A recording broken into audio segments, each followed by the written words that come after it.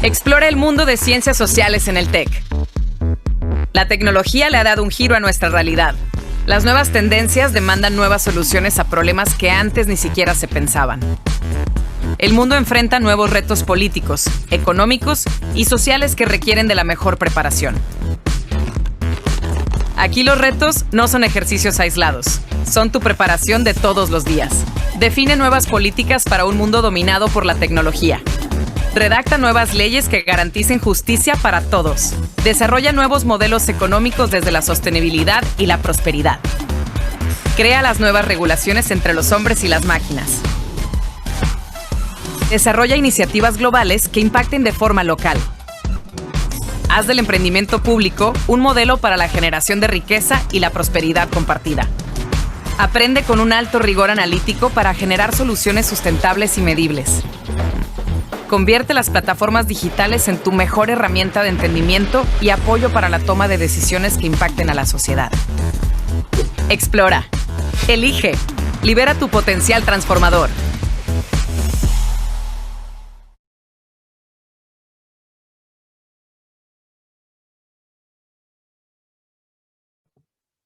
Hola, muy buenos días a toda la comunidad del Tecnológico de Monterrey que hoy nos acompaña, a nuestros invitados especiales, docentes, estudiantes, directivos, así como todo el público que se encuentra siguiendo esta transmisión en vivo. Mi nombre es Manuel Palma Cornejo, soy estudiante de Relaciones Internacionales en Campus Puebla y me complace darles la bienvenida a la mesa de análisis Biden, la investidura, expectativas y temores en un contexto convulso. Hola Manuel, mucho gusto a la audiencia, a los invitados que nos acompañan. Bienvenidos a todos y a todas.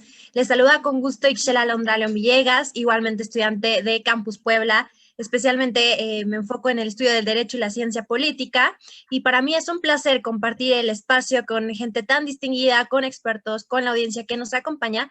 Y estoy muy entusiasmada de ser parte de esta transmisión especial, siendo moderadora de este evento. Bienvenidos a todos. Así es, un gusto también, Ixchel. En la Escuela de Ciencias Sociales y Gobierno buscamos ser parte del debate público y de los principales temas de coyuntura. En este ejercicio realizaremos un diálogo abierto de análisis y opinión acerca de la toma de protesta del 46º presidente de los Estados Unidos de América, Joe Biden. Y también es importante comentarles a la audiencia que ustedes, como auditorio, podrán participar con sus comentarios e inquietudes en el muro de Facebook Live a fin de generar una conversación integral, abierta y plena. Y bueno, sin más que anunciar, en este sentido, me complace presentarles en el orden de su intervención a nuestro panel de expertos. Así pues, me permito presentar al maestro en Derecho Comercial y de la empresa, Luis Enrique Vázquez. Bienvenido, maestro. Les leeré un poco respecto a su semblanza. Él es profesor de normatividad de la comunicación en la Escuela de Ciencias Sociales y Gobierno Campus Guadalajara. Además, es experto en Derecho y Tecnología, contratos digitales y regulación de las redes sociales. Asimismo, fue FinTech Advisor en el Legal Hub Technoclaw Week. Bienvenido, maestro. Es un honor que nos acompañe. Gracias, el honor es mío. Muchas gracias. Es turno de presentar a la doctora en Derecho, summa cum laude de la UNAM, Ileana Rodríguez. Maestra, ¿cómo está?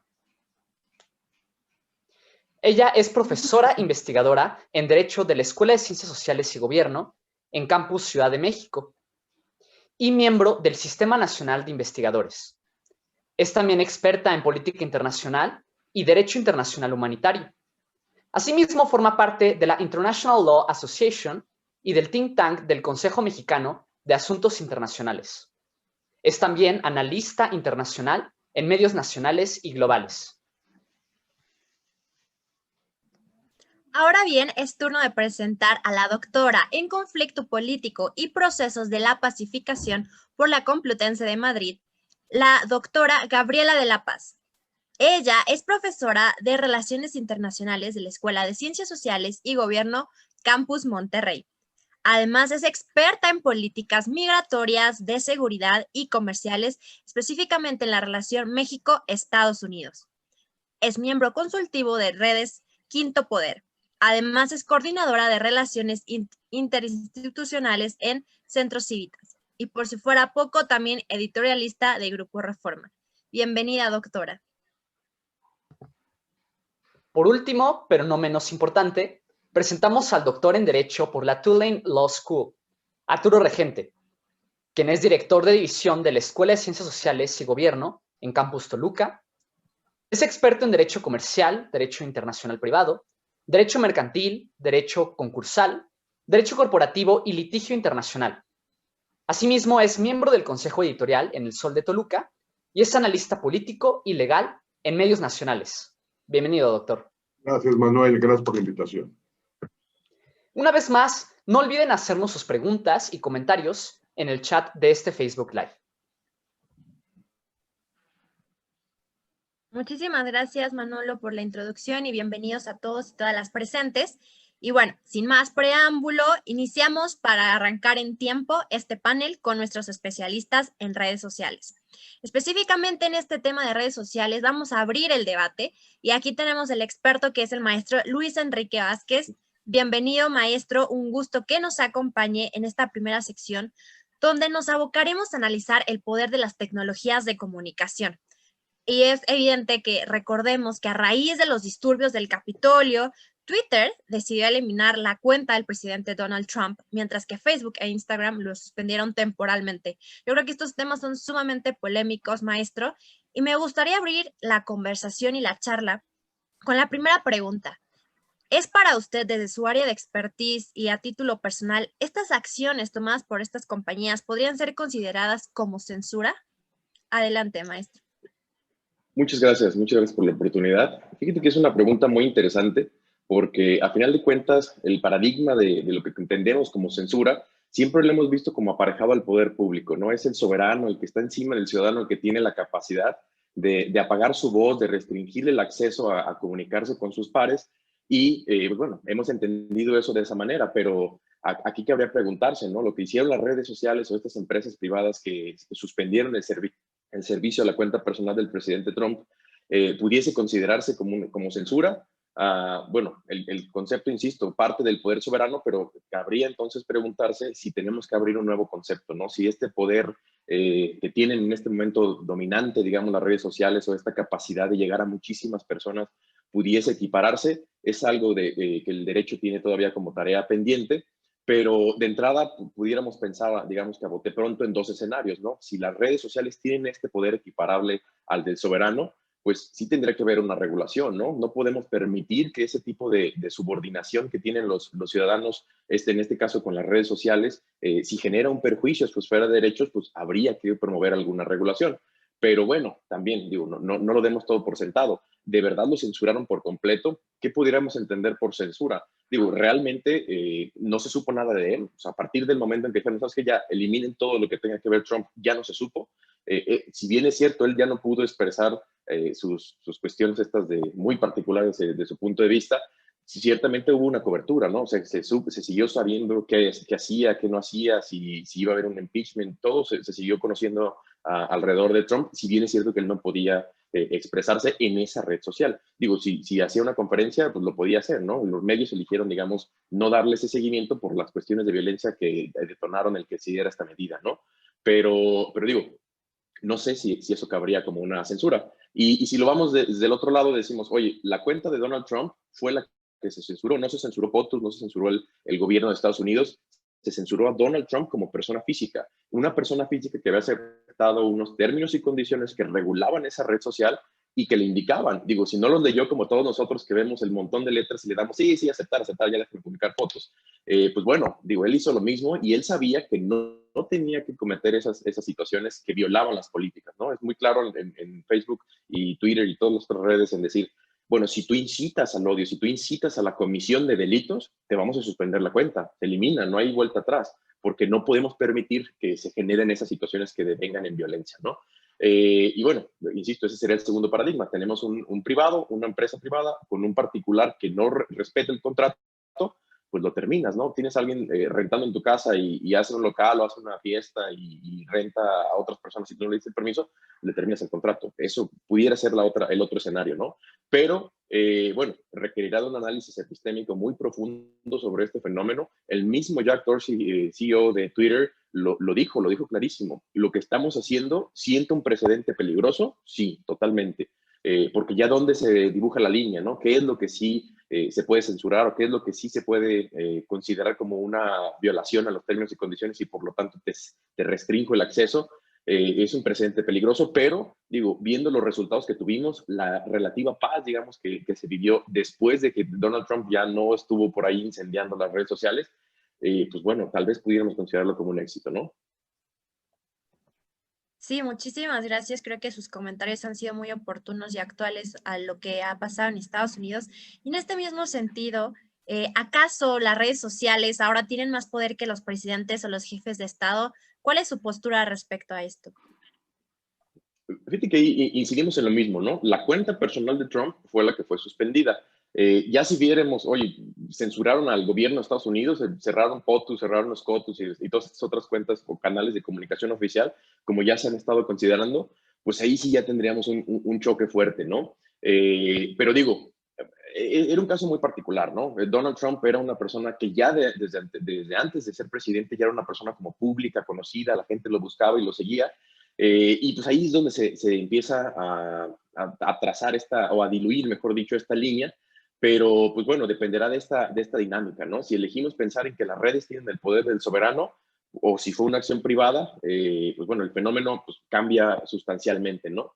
Pero si pensamos, por ejemplo, en nuestra situación en México, pues tenemos un amparo contra particulares, ¿no? Cuando realizan acciones que se equiparan a un acto de autoridad, y en este caso, si no doy, la autoridad te puede censurar, sí, el soberano te está, bueno, el poder de las redes sociales te está censurando, pudiera ser. Y entonces tendríamos que promover un juicio de amparo ante una instancia jurisdiccional y ya será cuestión de que lo analicen y contemplen si es que encuadra o no en los supuestos específicos de la ley.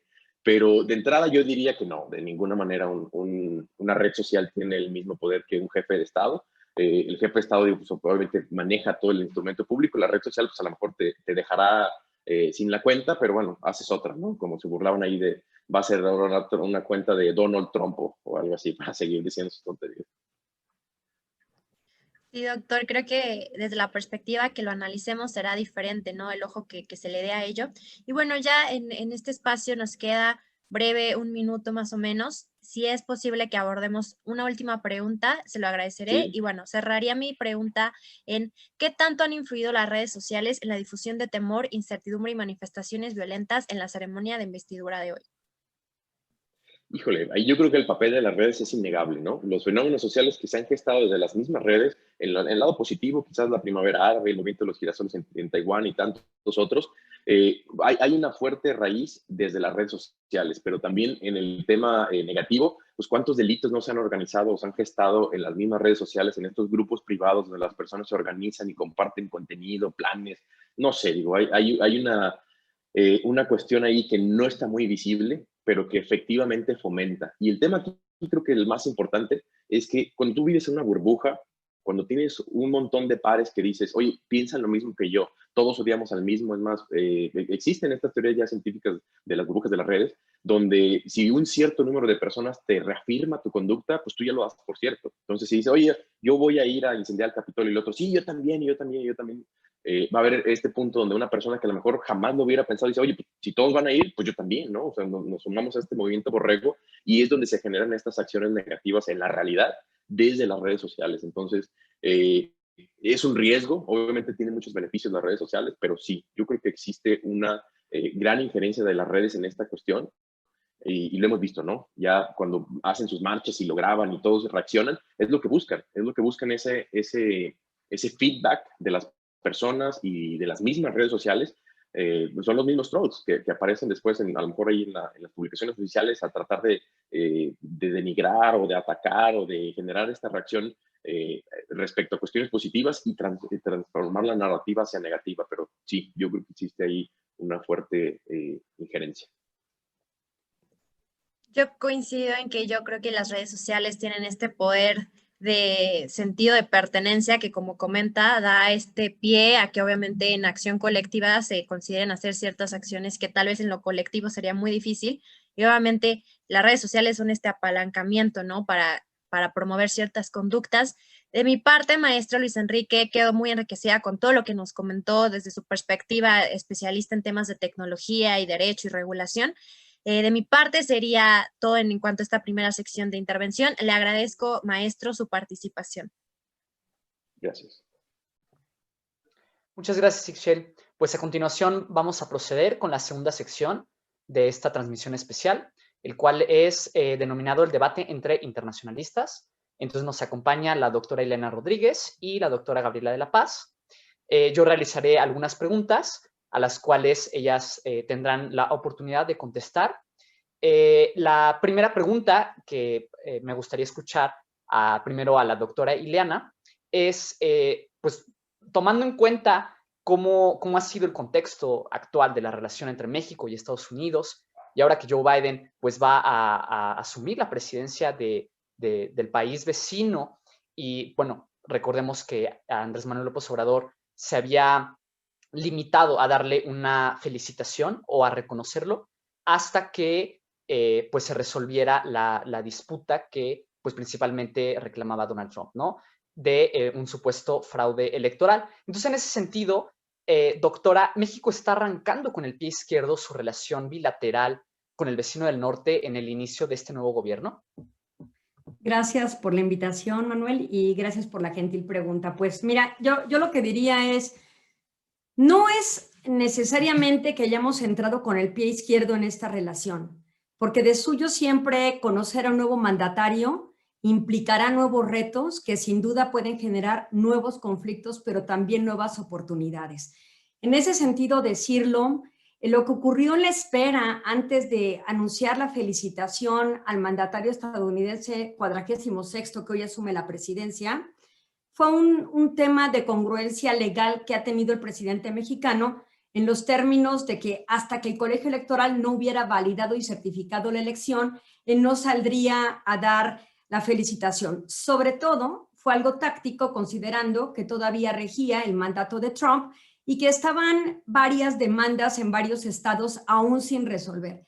Entonces, ciertamente pudo generar dentro de lo que es la diplomacia molestia y roce, porque finalmente la diplomacia es el arte de la política para tratar bien al otro, es una cortesía que se genera para suavizar las situaciones y generar mejores percepciones como país y como gobierno.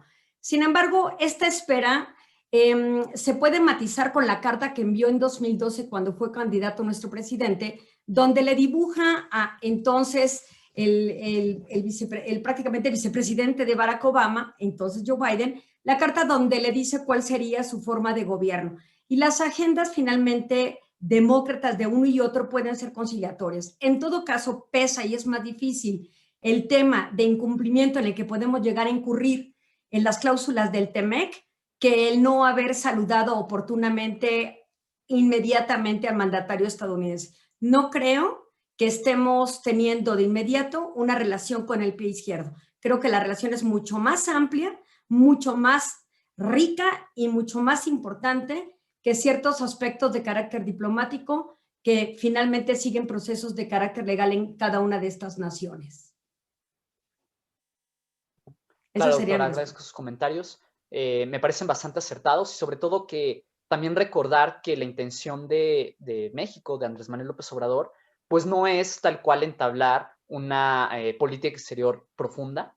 Él siempre ha sostenido que pues va a dar prioridad a la política interna y que a partir de ahí pues se va a ir desdibujando cuáles son los intereses de México hacia el exterior. Entonces, misma pregunta para usted, doctora Gabriela. ¿Usted qué opina al respecto? ¿Qué podemos esperar de la relación entre México y Estados Unidos, particularmente entre Joe Biden y Andrés Manuel López Obrador? Bueno, buenos días y bueno, gracias por la invitación. Yo coincido completamente con la doctora Ileana Rodríguez, o sea, y me gustaría añadir que tenemos tantos asuntos tan importantes para los dos países, o sea, la relación es una relación interdependiente. Yo creo que eso está muy claro tanto en Washington, D.C. como en la Ciudad de México, de que no puedes dejar que detallitos como el de que si me llamó o no me llamó antes que Putin o Xi Jinping, dejen que eso sea algo que empañe la relación bilateral. Me parece que pues hay una gran experiencia de parte de las personas que están que van a estar ahora en el gobierno de Joe Biden, que van a tratar de zanjar, pues si hay algún pequeño malentendido, etcétera, pues tratar de subsanarlo. Tampoco nos podemos olvidar que también se trata de una relación, digamos, fraternal, familiar. O sea, si tú preguntas en México, prácticamente todos tenemos primos, tíos en Estados Unidos. Entonces, es una relación muy profunda que yo creo que todas estas cositas se pueden subsanar y finalmente, pues a lo mejor la negociación se hará un poco más complicada o quizás eso haga que suba el BATNA de cualquiera de los dos negociadores, pero finalmente se va a llegar a un acuerdo porque es por el bien de todos. Claro, doctora, coincido. Y pues también añadir que tenemos grandes retos que enfrentar entre ambos países, ¿no? No olvidar que el problema de la migración pues sigue estando presente, sigue siendo algo muy desafiante. Ya lo es ahora para los propios países en Centroamérica y pues eso va a detonar, va a tener importancia en la relación entre México y Estados Unidos. También desde luego el tema de seguridad, ¿no? Seguridad nacional, narcotráfico, tráfico de armas. Entonces los retos siguen siendo muy, muy grandes y pues va a tener que haber un acercamiento importante entre ambos jefes de Estado. Doctora Ileana, yo quisiera preguntarle respecto al tema de Julian Assange, quien es el fundador de Wikileaks. Entonces, ¿qué tanto perjudica la relación de México y Estados Unidos el ofrecimiento de asilo político a este personaje? Bueno, eso ocurre cuando hay un desgaste en el discurso político todas las mañanas y ya no sabes qué decir, a la par que empiezas a atentar en contra de la autonomía de otras instituciones. Para algunos una cortina de humo, para mí algo muy inviable, pero voy a recuperar lo positivo del anuncio. México es un país de brazos abiertos en los temas migratorios y particular e histórica y tradicionalmente en temas de asilo político y refugio. Así lo vimos, por ejemplo, durante la época del franquismo y durante la Segunda Guerra Mundial, el número de acogidos que tuvimos, incluso que dieron pauta a la creación en el periodo de Luis Echeverría Álvarez a la Universidad Autónoma Metropolitana, la UAM, que se fundó precisamente por grandes intelectuales de muchos países que llegaron aquí en calidad de asilados. Entonces, ¿es innegable esta tradición? Sí. Pero ¿por qué el tema de Julian Assange? Aquí me parece que el mandatario se precipita en el anuncio, que es solo un anuncio, solo es una buena intención, pero que difícilmente de concretar, porque nosotros nos regimos por la Convención de Caracas, que tiene que ver con el asilo y el refugio. Y en esta convención, en su artículo 3, si bien es cierto que dice que el Estado es el que califica el otorgamiento del asilo, es respecto al tipo de persecución que se ejerce en contra de este, pero la misma convención previene que no debe haber ningún proceso criminal previo en contra de a quien se pretende dar el asilo. Con esto, observamos que no sería posible darle el asilo en tanto Estados Unidos no retire los cargos que tiene en contra de Julian Assange, que ya tenía este juicio previo al anuncio de México. Es decir, técnicamente hay muchas inconsistencias para poder otorgarle el asilo a Julian Assange. Aunque de suyo hay que decirlo, Julian Assange plantea el dilema ético y legal de ser un Robin Hood en los medios que libera información que expone prácticamente la forma en que operan de manera negativa los estados. Entonces, por eso hay una parte, pero por la otra, ha atentado contra la ley de espionaje de los Estados Unidos, donde ha comunicado o liberado información que era de alta secrecía para los Estados Unidos. Y ahí se generan tipos criminales relevantes. Tiene 8 cargos en su contra. Entonces, es difícil, pero rescato el que el mandatario mexicano haya hecho el anuncio, pero que se queda como tal en un anuncio sin ninguna concreción. Para mí esto prácticamente fue una cortina de humo para distraernos de otros temas esenciales en el ámbito de lo nacional. Claro, muchas gracias, doctora. Y sí, como usted lo menciona, a lo mejor el presidente puede realizar algún comentario, pero pues esto de forma tal vez bastante desentendida de lo que realmente dice el derecho internacional. Gracias por sacar a colación el tema de la Convención de Caracas y sobre todo los compromisos que México tiene al respecto de ese tema. Entonces, doctora Gabriela, ¿algún comentario respecto a a este anuncio con Julian Assange, fundador de Wikileaks? Bueno, yo coincido en que esta es una política declaratoria, es decir, o sea, no hay intenciones de que se pueda concretar por todo lo que ya expresó la doctora Ileana Rodríguez, pero también me parece que si Julian Assange considera el récord que tenemos del trato a la prensa en este país, no nada más en lo que va este sexenio, sino en todos los anteriores, donde somos uno de los países que más atenta contra la libertad de expresión de los periodistas, pero además donde tenemos el récord de más de 120 periodistas asesinados en los últimos 10 años, pues creo que se lo pensaría en decidir aceptar nuestro generoso ofrecimiento si es que llegara a concretarse. Me parece que más que nada este ofrecimiento obedece quizás a una simpatía ideológica que pudiera tener el presidente, al que quisiera congraciarse con algún grupo de personas en el país, pero sin la intención de que esto realmente llegue a ocurrir, ¿no? Y bueno, si llegara a venir Julian Assange acá en calidad de asilado político, yo creo que como quiera, eso no sería un gran obstáculo en las relaciones entre México y Estados Unidos, no llegaríamos para nada a romper relaciones, simplemente sería pues un asunto más que se tiene que tratar en la agenda bilateral, que ya de por sí tiene muchos otros temas bastante complicados. Mucho más importantes que el tema de Julian Assange, yo diría. Y creo que lo que usted menciona, doctor, es algo muy importante, el tema de la libertad de expresión, ya que, bueno, el presidente ha de alguna manera defendido este derecho y ha de alguna manera argumentado que pues se le persigue o que se le trata también de censurar, ¿no? Ahorita con todo el escándalo que hay en torno al tema del INE, o incluso cuando Twitter y Facebook suspendieron las cuentas de Donald Trump, Andrés Manuel López Obrador también dio comentarios al respecto, y pues todo eso es muy cuestionable, ¿no? Y no solamente por él, pero ya porque tenemos pues varios años en los que desde luego la libertad de expresión no ha sido algo que pues sea defendido de la manera óptima en México. Entonces, doctora Gabriela, yo quiero quedarme con usted en esta última pregunta. Usted sabe, ha surgido toda una polémica respecto a la asistencia del cuerpo diplomático mexicano a la investidura de Joe Biden. ¿Debió asistir el próximo embajador de México en Estados Unidos, que será Esteban Moctezuma, ex secretario de Educación, a la toma de protesta en lugar de la embajadora saliente Marta Bárcena? Bueno, pues si Marta Bárcenas todavía es embajadora, ella es quien tiene que asistir. Aquí lo que importa es que México tenga un representante diplomático. Y yo creo que a nosotros es a los que quizás nos podrían importar si es A o B, pero en Estados Unidos eso no es relevante. O sea, lo relevante es estamos enviando una delegación debidamente acreditada y ya llegará el tiempo del señor Moctezuma de presentar sus cartas credenciales y establecer él una relación pues, con los poderes federales en Estados Unidos.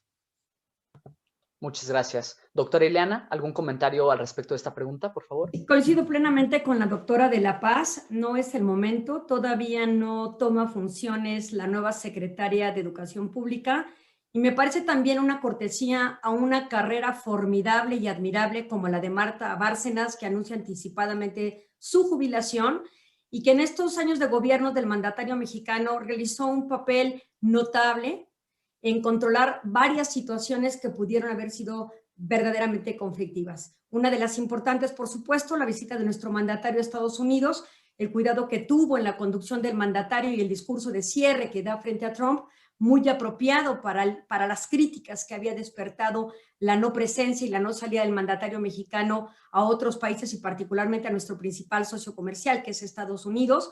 Otro también papel relevante que tuvo Marta Bárcena, de los muchos que tuvo en este periodo, es el caso del general Cienfuegos. Ella fue la que alertó de la detención por parte de la Fiscalía de los Estados Unidos con los distintos cargos que le imputaron. A mí me parece que ella tuvo una trayectoria muy importante y que se le concedió el lugar que tenía que tener de cierre de su impresionante carrera en una investidura tan relevante como la que significa esta transición con este nuevo mandatario y esta agenda demócrata. Y precisamente coincido plenamente con la doctora de La Paz en materia diplomática, en lo que tiene que ver con la Convención de Viena de Relaciones Diplomáticas. Las cartas credenciales siguen vigentes, la inmunidad sigue vigente, hasta que el Estado mexicano retire a la embajadora. Mientras ella esté ahí, ella no representa y sigue siendo la embajadora. Entonces hay una congruencia otra vez en términos del cumplimiento de los tratados, de las leyes y en este momento con lo que dicta precisamente la Secretaría de Relaciones Exteriores.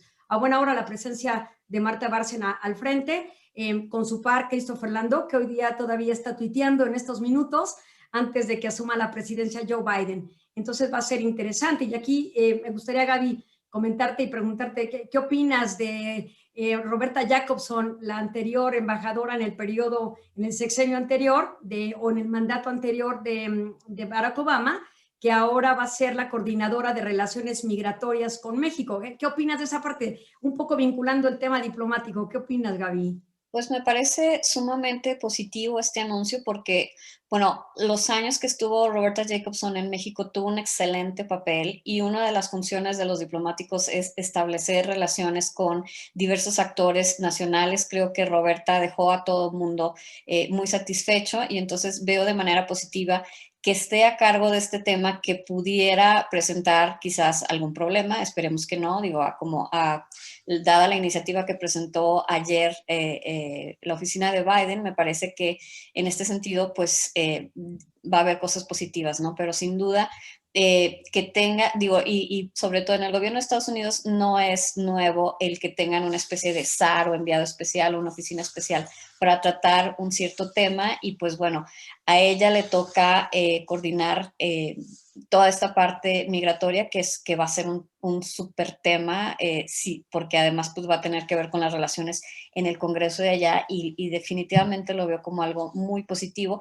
Teniendo en cuenta también que la carrera diplomática de Roberta Jacobson ha sido formidable, ella estuvo a cargo de la oficina del hemisferio occidental, que viene siendo pues las Américas, ¿no? En el Departamento de Estado, y conoce muy bien a lo que se enfrenta. Entonces yo lo veo como una parte positiva que va a ayudar a quien esté a cargo de la Embajada de Estados Unidos en México también en sus relaciones. Bueno, pero Manuel nos dirá, ¿qué opinas? Ya para que Sí, cierres. es que a veces se hacen las polémicas, ¿no? En temas que no necesariamente tienen que ser polémicos, porque en ese sentido las reglas del juego están muy claras, en este caso el derecho internacional, pues establece claramente lo que usted comenta, doctora, ¿no? Respecto a si debe ir Esteban Moctezuma, si debe ir Marta Bárcena, si debe ir López Obrador, ¿no? Entonces realmente, pues las cartas credenciales, como usted comenta, están vigentes.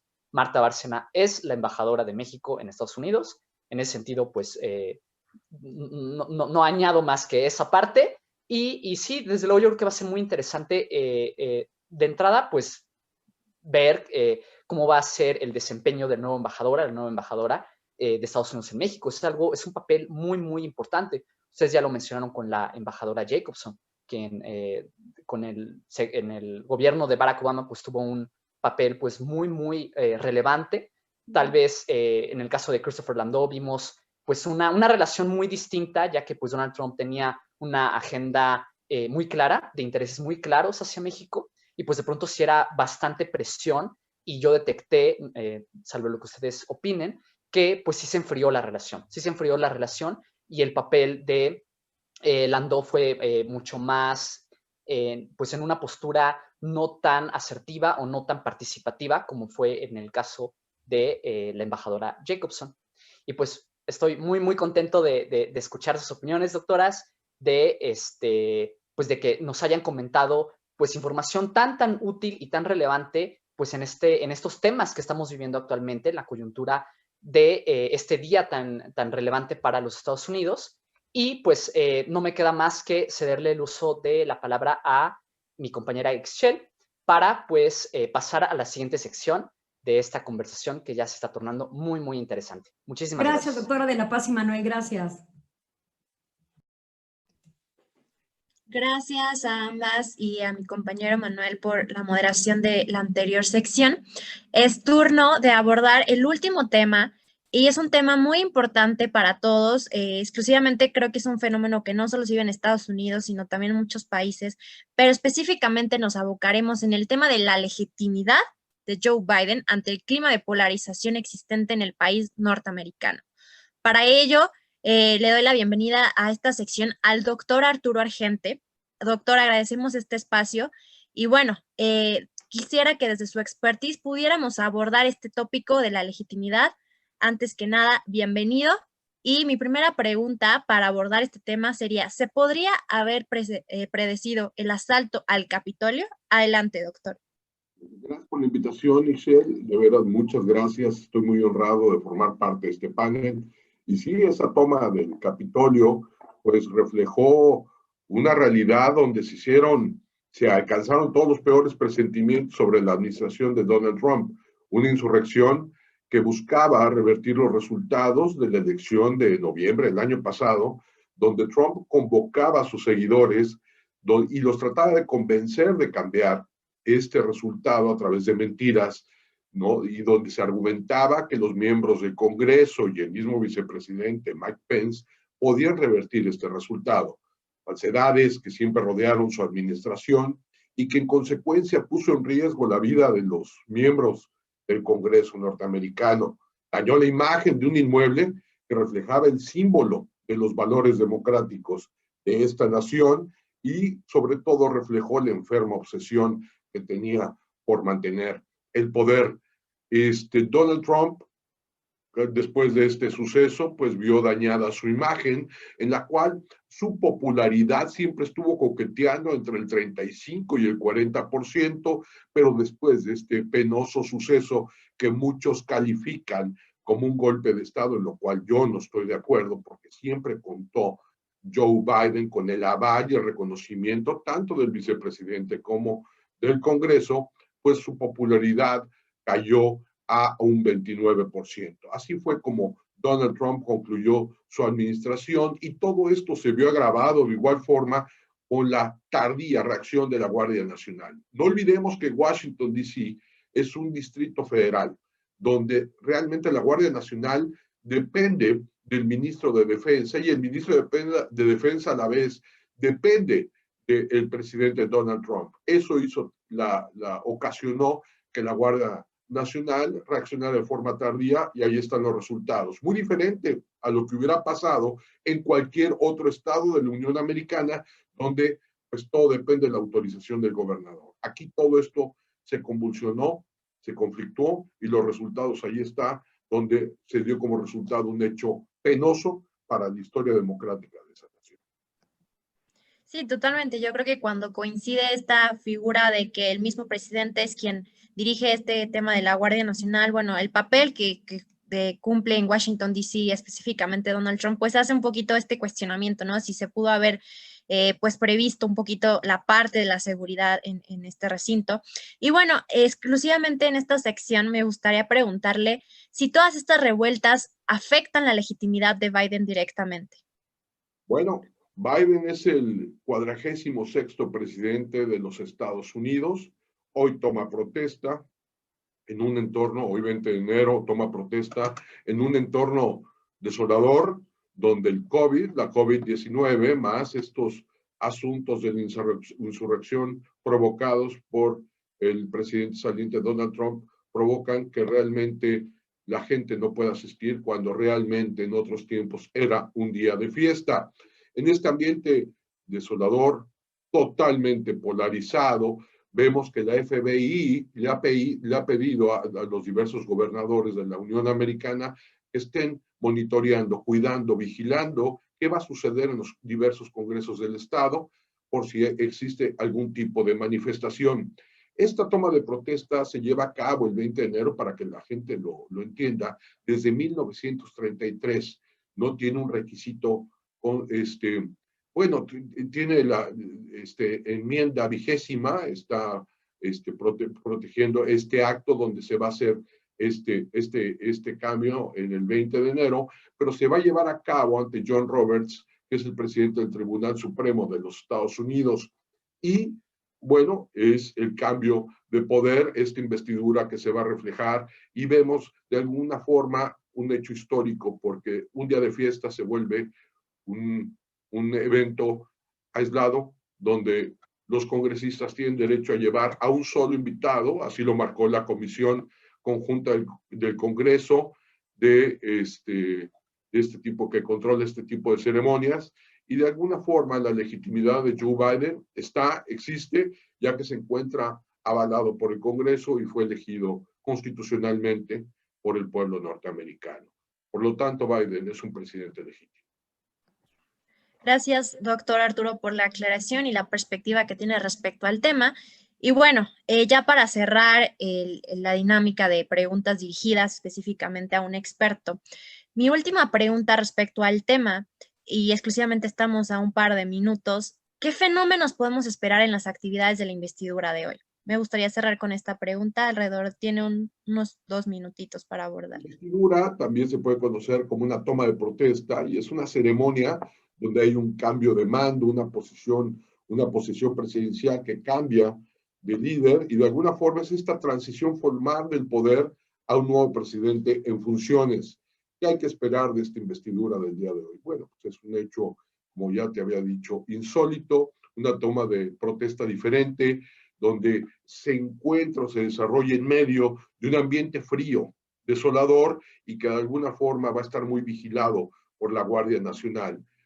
Lo cierto es que Biden, tomando protesta, va a enfrentar un futuro incierto donde hay una sociedad totalmente polarizada, va a buscar reconciliar a esta sociedad, y para buscar reconciliar esta sociedad hay que entender el odio, las razones de odio y enojo que ha llevado a estos seguidores de Trump a llevar a cabo este tipo de manifestaciones. El trumpismo llegó para quedarse. Con Trump o sin Trump, dentro del escenario político electoral, llegó para quedarse. Le han abierto el closet a un odio, a un racismo que estuvo guardado durante décadas y que de alguna forma Trump les abrió la puerta. De igual forma, Biden encuentra el reto de la pandemia, de acelerar todo el proceso de vacunación y de reactivar una crisis económica que es la cual ya se está tratando de atender a través de un paquete de ayuda económico de 1.9 billones de dólares. El escenario no es fácil. Hay que recomponer el escenario tanto nacional como internacional, ¿sí?, donde se encuentran todos los estragos que causó el presidente Trump durante su gestión. Hay que atender también el sistema de salud, que se encuentra de alguna forma en caos ante esta pandemia que ha arrojado cerca de 500,000 de muertes dentro de los Estados Unidos, y sobre todo hay que estar monitoreando los 100 primeros días de la administración de Biden, donde se va a vigilar el rumbo de esta administración y donde se van a ver cuáles son los puntos importantes de Joe Biden para atender este reto que se llama Estados Unidos. Esto es lo que lo vuelve un hecho histórico el día de hoy, y que nosotros dependemos de gran manera en el factor económico, político y social de lo que pase con el vecino. Gracias, doctor. Sus comentarios son muy oportunos y yo creo que como mexicanos y en esta relación tan cercana que tenemos con Estados Unidos, pues es algo que sí nos compete conocer y saber, ¿no?, acerca de esta relación bilateral. Y retomaría para cerrar esta sección, pues que el trumpismo llegó para quedarse. Trump fue la cara, pero había un antecedente de racismo, de odio, de inconformidad, yo creo que un fenómeno no solo exclusivo de Estados Unidos, sino también de América Latina y otros líderes mundiales, de tener estas figuras muy particulares como la de Donald Trump, que han encarado este descontento social. Y bueno, cerraría yo creo que con lo que comentó, Biden tendrá el papel de reconciliar en un contexto de pandemia que requerirá reestructurar el tema económico, el sistema de salud y muchas otras cosas por añadidura. Agradezco, doctor, su participación. Y sin más, quisiera ahora abrir. Sí, adelante, doctor, si gusta despedirse de la audiencia. Excelente, dice el doctor desde acá. Veo que se despide desde su espacio. Ahora bien, es momento de hacerles llegar a nuestros especialistas las preguntas que nos han hecho llegar a la audiencia. Respetaremos el mismo orden de intervención para que sea más rápido el tema de quién abordará las preguntas. Y bueno, en primer lugar, la primera pregunta que sale aquí a bote pronto de los espectadores y específicamente para el maestro Luis Enrique, es el tema de las redes sociales. Manuel de Oca pregunta al maestro Luis Enrique, ¿le asiste a Trump algún mecanismo jurídico tras la censura de sus redes sociales en relación a su libertad de expresión? Asimismo, ¿las redes sociales pueden hacer justicia por sí mismas? Esta pregunta es para usted, maestro Luis Enrique. Gracias, con mucho gusto. Manuel, es muy buena tu pregunta. Fíjate que a final de cuentas, si nosotros lo vemos desde el punto de vista de los particulares, a lo mejor de nosotros que nos cierran la red social, pues va a ser difícil, y principalmente aquí en México, el acudir a una instancia jurisdiccional a alegar a lo mejor un incumplimiento de contrato, a lo mejor que no se violaron las políticas de la empresa, pero sin lugar a dudas, si él lo quisiera y si lo considerara su equipo de abogados pertinente, pudiese promover una acción en Estados Unidos para tratar de revocar, digamos, la determinación de la red social. Insisto, es un acuerdo entre particulares, se rige por los términos y condiciones, y si él considera que tiene pruebas o que tiene elementos para poder crear convicción en un juez de que no incumplió con los mismos, pues tendrían que reabrirle el canal de comunicación, ¿no?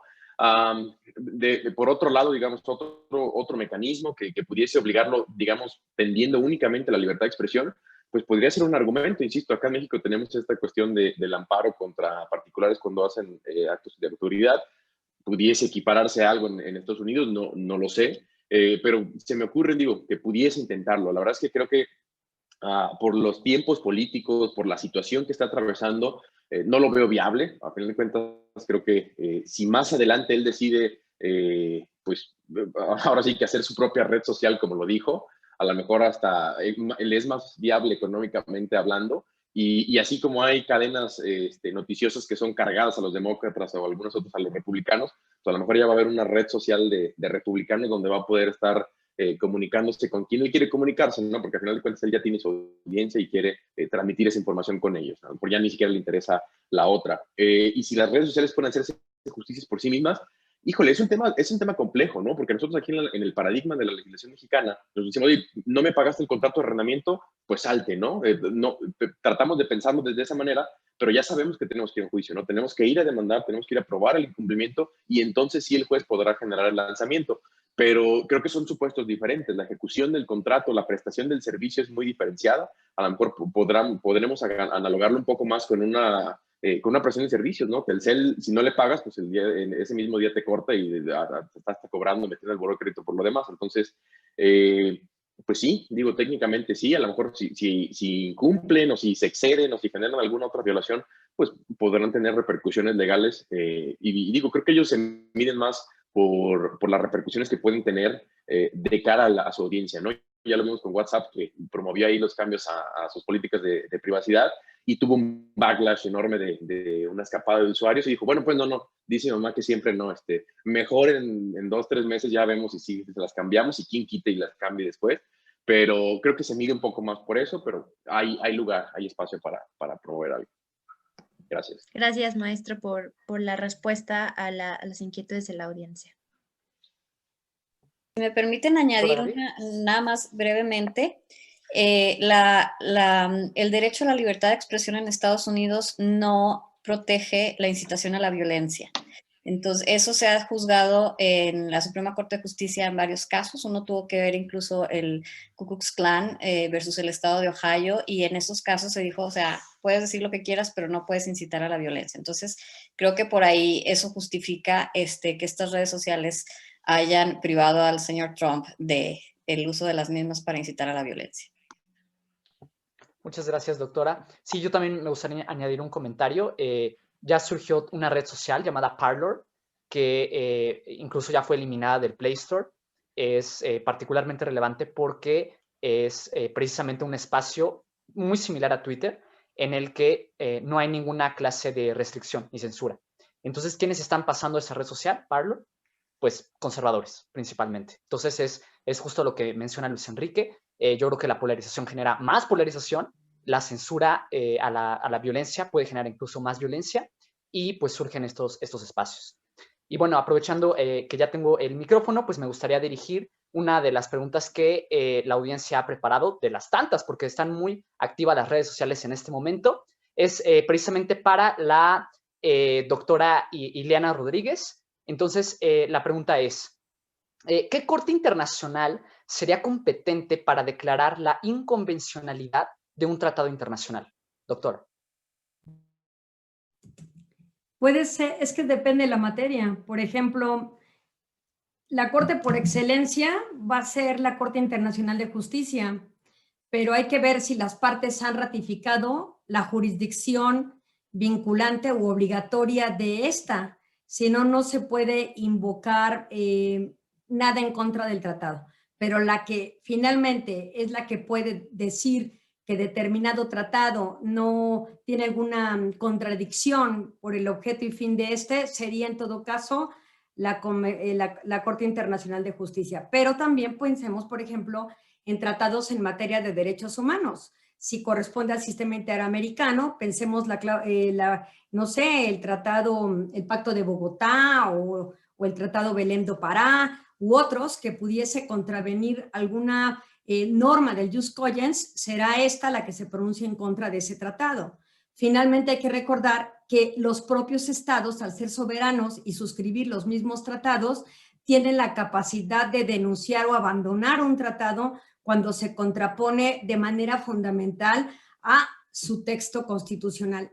Pero también eso lo tendrá que determinar una corte, en este caso, por ejemplo, la nuestra, si hay esta contradicción entre normas locales y normas internacionales, porque la propia Convención de Viena de celebración de tratados dice que no se puede invocar como parte del incumplimiento a su propio derecho, a menos que, repito, fuese sustancial el choque de estas normas. Entonces, hay diferentes jurisdicciones, diferentes niveles y diferentes temáticas. No habría una respuesta unívoca a esa gran pregunta que se formula. Por eso ahí la invitación a estudiar más temas de derecho internacional público para tratar de ampliar la visión del Estado, abandonar esta connotación etnocentrista del uso del derecho para amplificarlo al uso de los tratados, que en el caso de México son parte importante de nuestra legislación. Muchas gracias por la pregunta. Muchas gracias, doctora. Y pues también un saludo para Manuel de la Oca, quien ha estado muy activo enviando sus preguntas a través de las redes sociales. Muchas gracias. Gracias, Montes de Oca. Y ahora tengo otra pregunta, quien nos la envía Enrique, y esta va dirigida para la doctora Gabriela de la Paz. La pregunta es, en esta relación bilateral, ¿qué podría esperarse en cuanto al tema de la colaboración en seguridad, tomando en cuenta la situación del caso del general Cienfuegos y la propuesta de la Ley de Seguridad Nacional? Bueno, muchas gracias por la pregunta, Enrique. Eso obviamente pone un reto en cómo se ha llevado hasta ahora la relación bilateral en este sentido. Creo que para Estados Unidos es muy importante la cooperación con México. Entonces, si recordamos, uno de los argumentos que se esgrimieron de por qué Estados Unidos enviaba de vuelta al general Cienfuegos a México, se dijo que se había decidido pasar el caso acá en aras de temas importantes de política exterior. Y eso quizás lo debemos interpretar como el hecho de que para ellos es más importante que haya una continuidad en los acuerdos y en la cooperación que ha tenido el Departamento de Defensa, la DEA, la CIA, el FBI, con las instancias en México, incluyendo la Marina, el Ejército, y que se busque quizás a lo mejor relanzar la iniciativa Mérida, que hay que recordar que tiene varios pilares. Uno de ellos está relacionado con la lucha al narcotráfico, pero hay otros que tienen que ver con mejorar nuestro sistema judicial, hay otros que tienen que ver con resguardar la frontera sur, y pues a lo mejor habría aquí que hacer una adaptación a el hecho de que esta ley implica también ahora a la Secretaría de Relaciones Exteriores en estos temas que hasta entonces, digamos, no eran tanto un asunto suyo. Yo creo que habrá que hacer cambios. Finalmente, reitero, para Estados Unidos es muy importante la lucha contra el narcotráfico en México. Por otro lado, me parece que en esta administración vamos a ver también el cambio que ya se perfilaba con la administración de Obama, de hacer de la lucha contra las drogas más bien un tema de salud pública que de seguridad pública, ¿no? Y que entonces también haya más esfuerzos en torno a prevenir que la gente caiga en la drogadicción.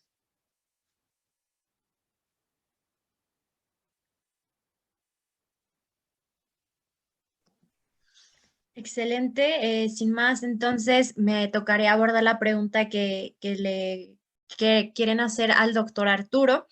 Nuestra audiencia, Rich, menciona que coincide con el doctor Arturo sobre los enfrentamientos que han ocurrido entre la población, pero a él le llama la atención por qué algunos latinos apoyan a Trump. ¿A qué le atribuiría este fenómeno, doctor Arturo?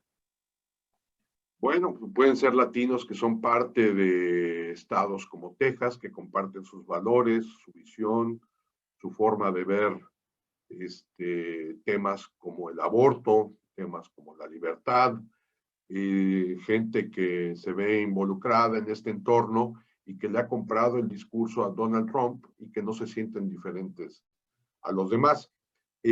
Realmente podemos ver que el trumpismo ha impactado a varios sectores de la población norteamericana. Y repito, yo los califico como los olvidados del sistema. Son los olvidados, los más afectados con este tema de la globalización. Son los olvidados que no han tenido acceso a un sistema de salud eficiente. Vemos un sistema de salud caro, poco alcanzable. Vemos pocas probabilidades de encontrar un trabajo bien remunerado. Todo el proceso que se ha dado de robótica, del desarrollo de la robótica, todo el proceso que se ha dado en el desarrollo de las industrias, pues ha dejado a un lado la mano de obra de millones y millones de norteamericanos. No olvidemos que 75 millones de electores votaron por Trump, es decir, un gran número de la población norteamericana que sigue creyendo en el contenido de su discurso y que de alguna forma a ellos les daba cierta esperanza, porque la globalización también ha afectado a este sector de la población. Les ha afectado en el aspecto de que no cuentan con trabajo, no cuentan con casa propia, no cuentan con un seguro de gastos médicos y sobre todo no cuentan con la esperanza de enfrentar un futuro prometedor. Entonces, dentro de este grupo, de este sector de la población, podemos encontrar desde gente de color, desde latinos, grupos minoritarios, es decir, a todos ha afectado y es ahí la tarea que tiene Joe Biden que atender y que enfrentar una vez que se lleve a cabo esta investidura del 20 de enero, del día de hoy. Tiene que entender la razón del odio, del enojo de este sector que le da sentido al trumpismo en los Estados Unidos. No solo en Estados Unidos, sino a nivel mundial. Mucha población ha quedado afectada por los efectos de la globalización. Vamos a ver en qué desarrolla todo eso. La tarea para Biden no es fácil, la tarea para Biden realmente es retadora, pero podemos nosotros atestiguar que realmente Estados Unidos pueda resurgir de esta crisis o podríamos atestiguar también el colapso de una potencia mundial. Ya veremos el liderazgo de su equipo y sobre todo de Biden, que viene con esta idea de conciliar y de unir a todos los norteamericanos.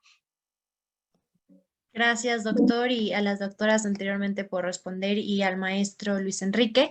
Le cedo el uso de la voz a mi compañero Manuel para que lleve a cabo lo que considere pertinente. Muchas gracias, Ixchel. Sí, pues con esta sección ya damos por concluida la mesa de análisis, Biden, la investidura, expectativas y temores en un contexto convulso. Agradecemos profundamente la presencia y los comentarios de nuestros especialistas invitados. También damos las gracias a la audiencia por acompañarnos durante esta transmisión y también por hacernos llegar sus preguntas. Recordemos que pues, es lo más importante para nosotros en este tipo de eventos, que participen, es la carnita de los eventos, que nos envíen sus preguntas y bueno, esperamos que este evento haya sido de su agrado y que les haya ayudado a comprender con mayor detalle lo que sucede en Estados Unidos en este día tan histórico. Asimismo, los invitamos a que continúen con el debate y las preguntas a los panelistas mediante el hashtag #CienciasSocialesBiden y a continuación proyectaremos los usuarios de los especialistas profesores de la Escuela de Ciencias Sociales y Gobierno para si es que tienen un cuestionamiento todavía existente y les gustaría hacerlos llegar, pues pueden dirigir sus preguntas. Aquí podemos ver las redes sociales de la doctora Gabriela, de la doctora Ileana, del doctor Arturo y del maestro Luis Enrique. A través de estos medios pueden hacer llegar sus preguntas con el hashtag #CSocialesBiden o particularmente a cada uno de sus perfiles. Así pues, hemos terminado este evento en tiempo y forma, a fin de que la audiencia pueda conectarse en la transmisión en vivo de la ceremonia de investidura del nuevo presidente de Estados Unidos que está por comenzar. Asimismo, nos gustaría aprovechar el espacio para invitarlos a sintonizar el evento El nuevo gobierno de Estados Unidos, análisis del gabinete de Joe Biden, mismo que será transmitido hoy a las 4 de la tarde en la página de Facebook de Reconstruyendo Ciudadanía, a fin de continuar conversando sobre lo que acontece durante este gran día para Estados Unidos y la comunidad internacional. De mi parte es todo, les agradezco a la audiencia, a los invitados y al equipo organizador del evento. Que tengan bonito día. Gracias. Igualmente, hasta luego. Gracias. Gracias.